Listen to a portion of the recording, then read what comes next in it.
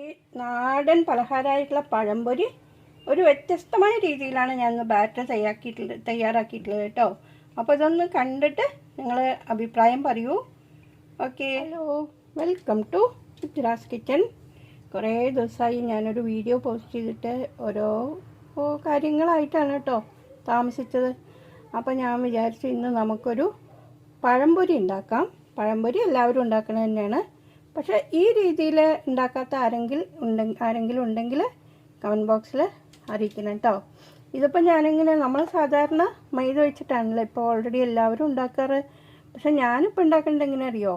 അപ്പോൾ മൈദ നമുക്ക് ശരീരത്തിന് അധികം നല്ലതല്ലല്ലോ. അപ്പോൾ ഞാനിവിടെ ഒരു ഗ്ലാസ് പച്ചരിയും ഒരു 2-2.5 സ്പൂണ് ഉഴുന്നും ചേർത്തി കുതിർത്തി വെച്ചതാണ്.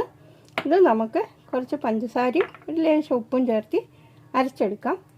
അപ്പോൾ നമുക്കിതിന് ബേക്കിംഗ് സോഡ അങ്ങനെ ഒന്നും ആവശ്യമില്ല കേട്ടോ. പണ്ട് കാലത്തൊക്കെ ഞങ്ങളുടെ വീട്ടിൽ നമ്മൾ മൈദയൊന്നും അധികം ഉപയോഗിക്കാറില്ല. വല്ല ഡയമണ്ട് കട്ട്സോ അങ്ങനെയൊക്കെ ഉണ്ടാക്കുമ്പോൾ കേക്ക് അങ്ങനെയൊക്കെ ഉണ്ടാക്കുമ്പോഴേ എടുക്കാറുള്ളൂ. അപ്പോൾ ഈ പഴംപൊരി ഉണ്ടാക്കുമ്പോൾ ഇങ്ങനെ അരി ഉഴുന്നും വെച്ചിട്ടാണ് അരച്ചിട്ടാണ് ഉണ്ടാക്കുക. അപ്പോൾ നമുക്ക് ഇന്ന് അതുപോലെ ഉണ്ടാക്കാം. അപ്പോൾ ഇത് നമുക്കൊന്ന് അരച്ച് ഞാൻ പച്ചരി ഉഴുന്നും കുതിർത്തിയത് ഒരു 4 ടീസ്പൂൺ പഞ്ചസാര കൂടെ ചേർത്തിട്ട് അരച്ചിട്ടുണ്ട് കേട്ടോ. മധുരമൊക്കെ നമ്മളുടെ ആവശ്യത്തിനനുസരിച്ച് ചേർക്കാം. അതിലേക്ക് ഒരു ലേശം ഉപ്പ് ചേർക്കാം. പിന്നെ നമ്മൾ മഞ്ഞൾപ്പൊടിയൊന്നും ചേർക്കാറില്ല.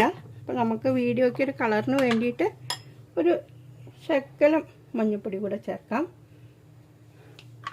നമുക്കിത് നന്നായി മിക്സ് ചെയ്തിട്ട് പാനിൽ നമുക്ക് എണ്ണ ഒഴിച്ച് വയ്ക്കാം. അത് ചൂടാവുന്ന സമയം കൊണ്ട് നമുക്ക് വേഗം ഈ പഴമൊന്ന് കട്ട് ചെയ്ത് വരാം കേട്ടോ. അപ്പോൾ നമുക്ക് പാനിലേക്ക് നമുക്ക് എണ്ണ ഒഴിക്കാം. ചൂടായ ശേഷം നമുക്കിത് ഉണ്ടാക്കി തുടങ്ങാം. ചൂടാവുന്ന സമയം കൊണ്ട് നമുക്ക് വേഗം പഴം കട്ട് ചെയ്തെടുക്കാം. പകുതിയാക്കിയിട്ട് ഇങ്ങനെ സ്ലൈസ് ചെയ്തിട്ടുണ്ട് കേട്ടോ. അപ്പോൾ ഞാൻ 3 പഴമാണ് ഇവിടെ എടുത്തിരിക്കുന്നത്. വേണമെങ്കിൽ നമുക്ക് ഒരെണ്ണം കൂടെ വേണമെങ്കിൽ എടുക്കാം, മാവ് ബാക്കിയുണ്ടെങ്കിൽ. അപ്പോൾ എണ്ണ ചൂടായി, നമുക്ക് എണ്ണയിലിട്ട് ഫ്രൈ ചെയ്തെടുക്കാം. ഇപ്പോൾ ഈ രീതിയിൽ ആരെങ്കിലും ഉണ്ടാക്കിയിട്ടില്ലെങ്കിൽ ഒന്ന് ഉണ്ടാക്കി നോക്കൂ കേട്ടോ. എന്നിട്ട് നിങ്ങളുടെ വിലയേറിയ അഭിപ്രായങ്ങളൊക്കെ അറിയിക്കണേ. കാരണം മൈദ ഇല്ലാതെ ഉണ്ടാക്കുമ്പോൾ ഒരു കുറച്ച് ഹെൽത്ത് വൈസ് നല്ലതല്ലേ, അതുകൊണ്ടാണ് ഞാൻ നിങ്ങൾക്ക് ഷെയർ ചെയ്തത് കേട്ടോ. ഒരു ഭാഗം നല്ലോണം ആയിട്ടുണ്ട്, ഞാൻ മറിച്ചിട്ടു കേട്ടോ. ഇനി നമുക്കിനി ഇതൊന്ന് കോരി മാറ്റാം. അപ്പോൾ പഴംപൊരി ഇഷ്ടമില്ലാത്ത ആരും ഉണ്ടാവില്ല അല്ലേ? ഇവിടെ കുട്ടികൾക്കാണെങ്കിൽ ഒരു നേരം പഴംപൊരി ഉണ്ടെങ്കിലുണ്ടല്ലോ, പിന്നെ വേറെ ആ സമയത്ത് ഡിന്നറോ ബ്രേക്ക്ഫാസ്റ്റോ ഒന്നും വേണ്ട. മിക്കവാറും ഡിന്നറായിരിക്കും കേട്ടോ. ഇത് മതി, അങ്ങനെയാണ്. അപ്പോൾ ഇടയ്ക്കിടയ്ക്ക് ഉണ്ടാക്കും.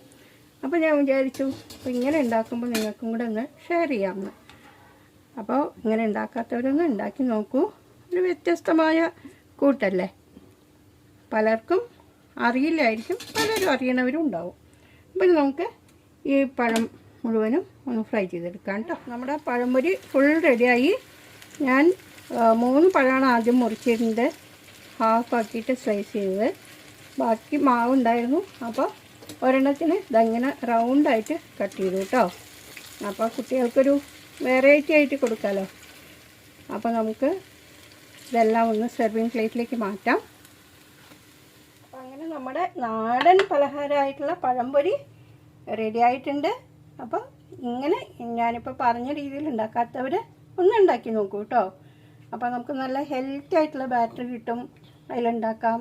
അപ്പോൾ 4 പഴത്തിന് 1 ഗ്ലാസ് അരി കേട്ടോ. 250 ml കണക്കിൽ 1 ഗ്ലാസ് അരിയും ഒരു 2 ടീസ്പൂൺ ഉഴുന്നും ഒരു 4 സ്പൂൺ പഞ്ചസാര ഇട്ടാൽ കറക്റ്റായിരിക്കും കേട്ടോ.